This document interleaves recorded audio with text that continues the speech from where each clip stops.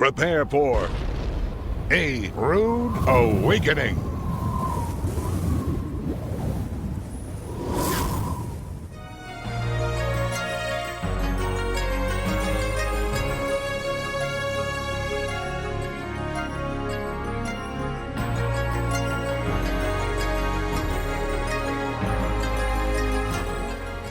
Shalom! This is Michael Rood at Ophel Gardens Archeological Park at the Temple Mount, Mount Moreh-Yah in Jerusalem. When Joshua spoke with the Samaritan woman who was drawing water from a well outside the city of Shechem, about 35 miles north of here, she asked him a theological question that had been the source of much controversy between the Jews and the Samaritans. It concerned where one was to worship, at Mount Gerizim, as the corrupted Samaritan Torah text read, or here at Mount Moreh-Yah. To understand her concern and the response of the Messiah, we must travel back in history more than 2,700 years to view the culture that produced the temple cult on Mount Gerizim. Join us in the Lester Summerall Television Studios, where this multimedia presentation on the Prophecies and the Feast of the Lord was recorded by the Prophecy Club. If you have been with us since the beginning of this 26-part series, you have already completed Bible Prophecy 101. This is Bible Prophecy 201. Now, Episode 18 in the 26-part series on the Prophecies in the Feast of the Lord, Be Not Ignorant of This One Thing. Because of the sins of Jeroboam, taking on the worship of other gods, forsaking the feast of the Lord, then the 10 northern tribes were then scattered across the face of the earth. How was it done? Shalmaneser, who was the emperor of the Assyrian Empire, came down and he conquered the 10 northern tribes. He took them into captivity and spread them throughout the Assyrian Empire. Now, not all of them were taken into captivity. You still had isolated pockets of people who lived in the land, who were Israelites, but then Shalmaneser brought people who he had conquered from the land of Sumer. And these Sumerians were brought into the area of the 10 northern tribes, and they were then put in charge of the businesses and the vineyards and the farms, and they repopulated that area, and they intermingled among the Israelites that stayed behind. But there was a problem there in that the lions were eating the people. And Shalmaneser thought that the people are out of favor with the gods of the land. So what he did is he brought some priests of Israel back into the land to teach the people about the God of the land, the God of Abraham, Isaac, and Jacob. But he didn't have them teach the whole truth. To this very day, the Samaritan Torah, which the Jews recognize that the Samaritans have one of the oldest Torah texts in the entire earth. And in fact, this last year, we spent the beginning of the Feast of Tabernacles with the Samaritans up on Mount Gerizim. And that day, they brought out this ancient Torah text, which is several hundred years BCE. And so this Torah text, though, we spent a lot of time with them on it, and we found that there are 287 differences of the Samaritan Torah text to the Hebrew Torah text. Now, the Samaritans used the ancient Paleo-Hebrew, not the more modern Babylonian characters, which is among the use among the Jews today that we're all familiar with, that this is what we see and think of as Hebrew. They used the ancient Paleo-Hebrew, and that's what their Torah text is written in. In fact, all of their Torahs, which are all handwritten, are all in the ancient Paleo-Hebrew. The mezuzahs above their doorways are all in ancient Paleo-Hebrew. They can read Paleo-Hebrew fluently even to this very day. But these 287 differences, that is what Shalmaneser had these priests bring into the whole picture, because what he was doing was making a religion that fit well with the government of the Assyrian Empire. You remember that this fits very well with what Constantine did as well. So he made a church-state religion, and that was what the Samaritans were practicing. Now, why do the Jews have no dealings with them? Because they know that they're Gentiles. And at best, they've married into and have some of the blood of Israelites in them, but for the most part, they're Gentiles, and they don't keep the Torah, and they've changed things. And so they would separate themselves and have nothing to do with them. And so this woman is speaking about these things back then. And when he said to her that if you knew who was speaking to you, you would have asked of him, and he would give you living water to drink. Then she said, are you greater than our father Jacob, who gave us this well? She related that Jacob was her ancestor, but yet only very remotely at best was he actually their ancestor. And then he spoke to her and said, you have had 5 husbands. The man that you're now living with is not your husband. And when she heard that, she said, sir, I perceive that you're a prophet. And so she had a theological question. Immediately she said, now our fathers say that we should worship here at this mountain, Mount Gerizim. But the Jews say we should worship at Jerusalem, on that mountain. What do you say? Because she recognizes that he is a prophet. She has a prophet right there, and she can ask him this question, so she wants to get it taken care of.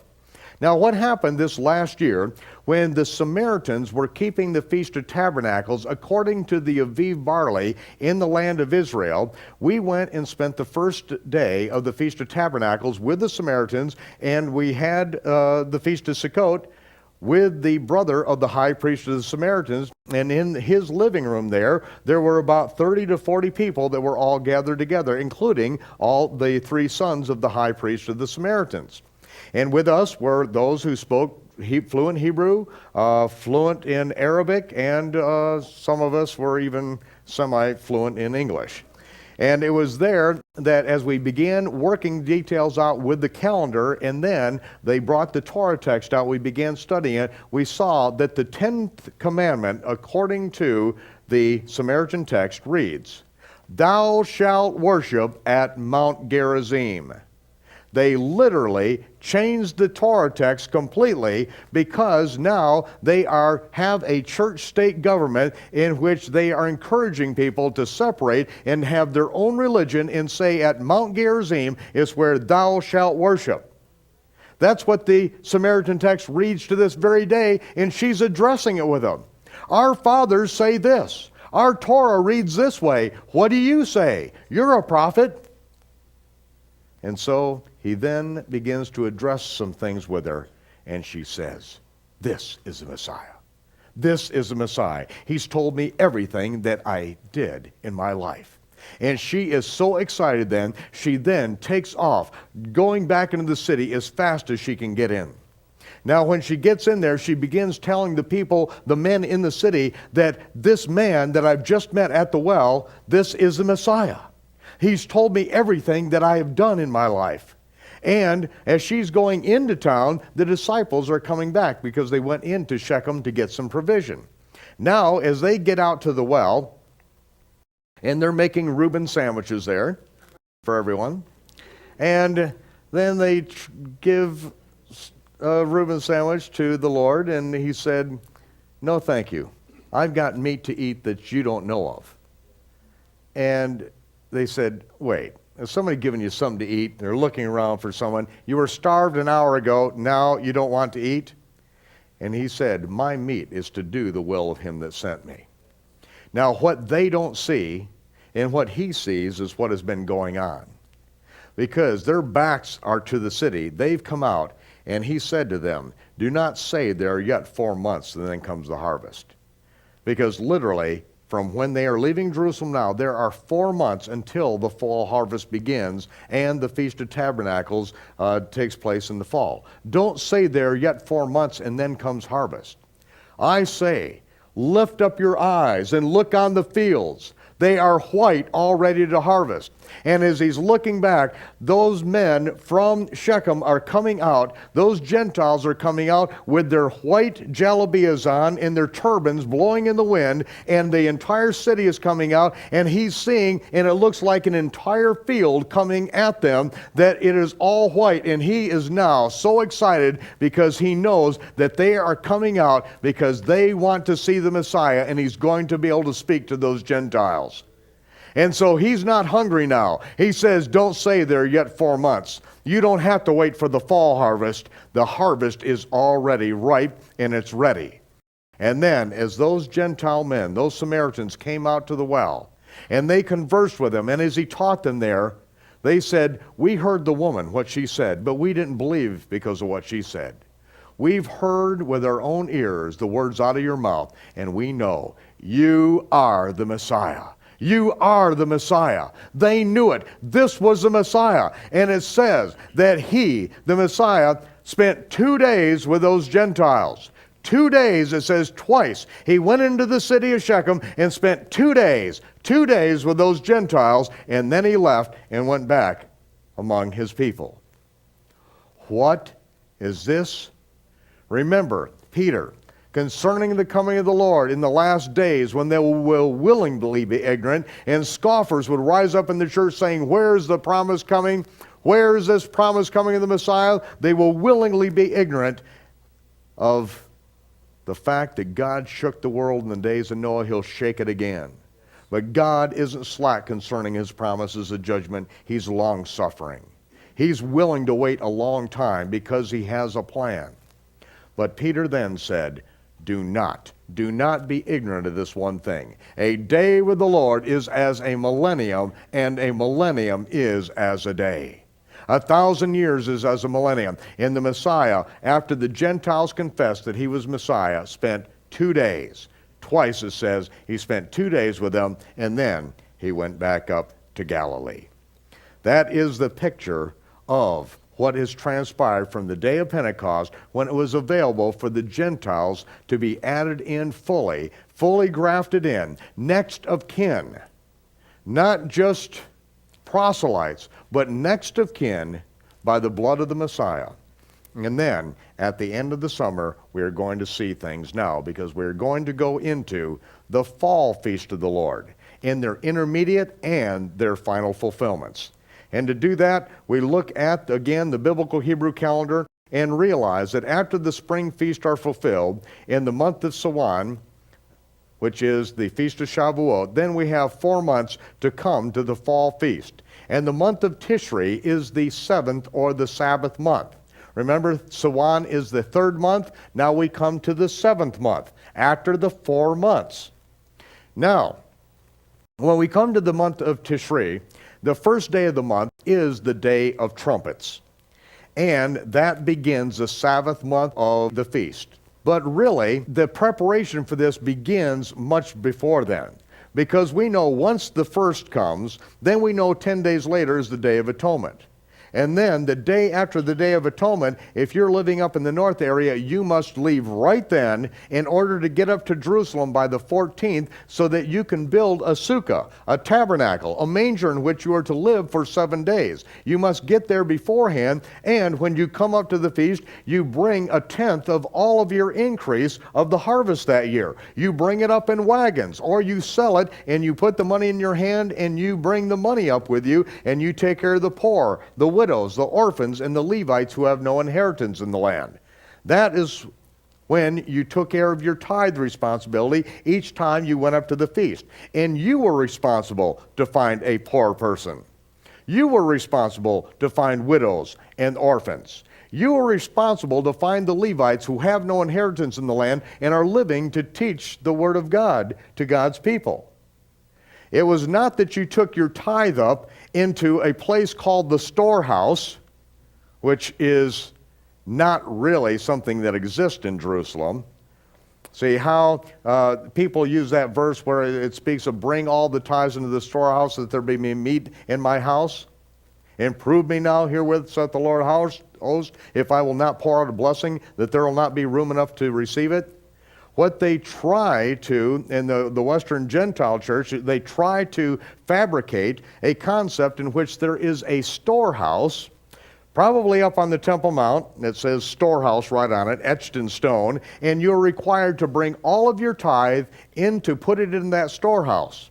Why you would have to do that is because you are spiritually not capable of finding widows and orphans and Levites who have no inheritance in the land. So you have to take it all and put it there, and those who are spiritually mature then can take your tithe and do the right thing with it as they build crystal cathedrals in honor in their glorious preaching ability, or they can buy their own Rolls Royces and jets and wear their diamond Rolex on their television show. But you must put it here, because if you don't, God is going to curse you with a curse. He's going to give you cancer. He's going to kill you early. These are the kind of things that are taught by that. But there is no such place in Jerusalem or Israel as the storehouse that you take all your tithe to. The storehouse is the prophet pointing right back to the Torah, because the storehouse is you give to the poor, the widows, the orphans, and the Levites have no inheritance, and you are loaning to God, and God will repay you. That is the storehouse. The storehouse is in the Torah. It tells you what you're to do with your tithe. And this is the very issue that the Messiah dealt with. Remember, he took, so many times, he took us right to Judgment Day in the parables. Why to Judgment Day? Because at that point, there's no way you can change it. There's no recourse. It is Judgment Day. You will be judged for what you've done. And this man comes before him and says, Lord, haven't I done wonderful things in your name? Haven't I cast out demons in your name? Haven't I raised the dead? I've done many mighty, wonderful works in your name. And he said, hold on just a minute, buddy. I was naked, and you never gave me anything to wear. I was cold, and you never gave me a blanket to warm myself. I was starving, and you never gave me any food. I was in prison, not because I did anything wrong, but because I was doing what was right, and they imprisoned me, and you never came to comfort me. I was hungry, and you never fed me. And the man said, whoa, just a minute, Lord. When did I see you like that? I checked the green room before every television show, and there was always plenty for our guests. And he said, because you didn't take care of these. I told you specifically to take care of the poor, the widows and the orphans and the Levites who have no inheritance, and you didn't do it. Instead, you launched off on your own thing, started building your own egocentric religion, and you never did what I told you to do. Now get out of my sight. You don't know me, and I don't know you. Real harsh, real hard. Why did he do it? Because now we have the opportunity to change. We can change things now. And it is at this time that when we go up to the feast, that's what we take care of. And you know, that's why in America we have the welfare system in the state that it is today. Because the believers did not do what they were supposed to do. And so the government had to step in. You know, there are only 613 commandments in the Torah. And not all those apply to any one individual. But you know how many commandments there are in the United States? 2.4 million. Because, you know, God gives us the opportunity to govern ourselves by the Scriptures. And that's what John Adams said. Man will either govern himself righteously according to the Scriptures, or he has to be governed by the sword. One of the two. You have to have a police state for those who refuse to govern themselves. And so, this is the time of year in which we go up to the feast. And in order to go up to the feast, what we have to do is bring the harvest in before this period of time. And so what happens in the month of Elul, as you see, when the first sliver of the new moon appears for the 6th month, the month of Elul, that's when the harvest starts. Very slowly at that time, but by the mid-month, that is when we're working very diligently out in the fields, bringing in the harvest, because we've got to have it in, we have to have it processed, we have to have it stored, and we have to set aside a tenth and to have it up at Jerusalem exactly 1 month later. So it's a lot of work right now. And so while we're bringing in the harvest, then as the moon begins to wane at the end of the month of Elul, the men are out in the field bringing the harvest, the women are processing, they're at the millstone grinding. And now, as the moon begins to wane, we know that when the first sliver of the new moon appears, it will be the Day of Trumpets. It will be Yom Teruah. It'll be a high Sabbath. And so what we do as the moon wanes, then we stop what we're doing. We get out of the fields, we go home. We take our garments and we take a set of garments and we wash them. We bleach them out. We set them out in the sun and get them as white as we possibly can. We then iron them all out, stretch them all out, fold them up so that they are pressed, and we set them aside and get ready because we have a high Sabbath coming. And then the women will prepare a feast and get all the provisions necessary and set all that aside. And then they will get back at the millstone grinding. So we're out in the fields. We're bringing in the sheaves.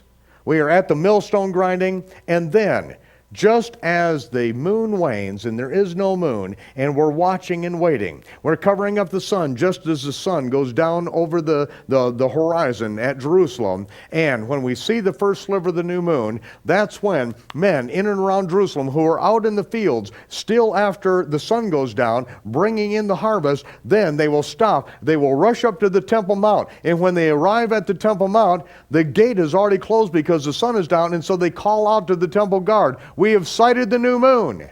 And then the temple guard, then when he sees that there are at least 2 witnesses, then he goes up to the Temple Mount and calls for one of the members of the Sanhedrin, one of the elders of Israel. And one of those elders then come down, they go out the gate, and they interview those 2 men who have come up. When he knows that he has 2 who have sighted the new moon and have verifiable witnesses, then he goes up and assembles all the elders in the hall of hewn stone adjacent to the temple, and he calls the high priest and calls out to him and saying that we have the 2 witnesses. The high priest stands up on the Temple Mount. He is the only one who has authority over the gate after the sun has set, and the high priest stands up on the Temple Mount and calls out to those 2 witnesses, "Come up hither! Come up here!" And those 2 witnesses ascend up before the high priest and elders. They give their reckoning of the first sliver of the new moon, and the high priest, right then, when both of them give the identical witness, he cries out, "Sound the shofars! Sound the trumpets!" And the trumpets blast from Mount Moreh-Yah, and across the Kidron Valley Bridge over on the Mount of Olives, a sentry who is staying there with a torch in his hand puts it to a pile of wood. A pillar of fire goes up into the heavens. And as that pillar of fire goes up, the distant sentries across the mountains, throughout the hilltops of Israel, they see that distant fire that is lit. And they put a torch to their pile of wood. And that fire goes up. They blow the shofars. It is Rosh Chodesh. It is a sanctification of the new moon. And right that moment when that trumpet sounds, it is a high Sabbath. A high Sabbath. That means that every transaction in the land of Israel immediately and abruptly stops right at that moment. Every store closes. Everyone immediately stops their work right at that very moment. At the moment that that first trumpet sounds from the Temple Mount, at that very moment, it is a high holy Sabbath. Everything stops in the land of Israel. Those men who are out in the fields bringing the harvest, if there are 50 Jewish men out in the fields bringing the harvest with 50 Gentiles, at that moment that trumpet sounds, those 50 men will leave the fields. They will take their plowshares, hang them up. They will then go home, wash, put on their white garments, which have been set aside in waiting for this very moment.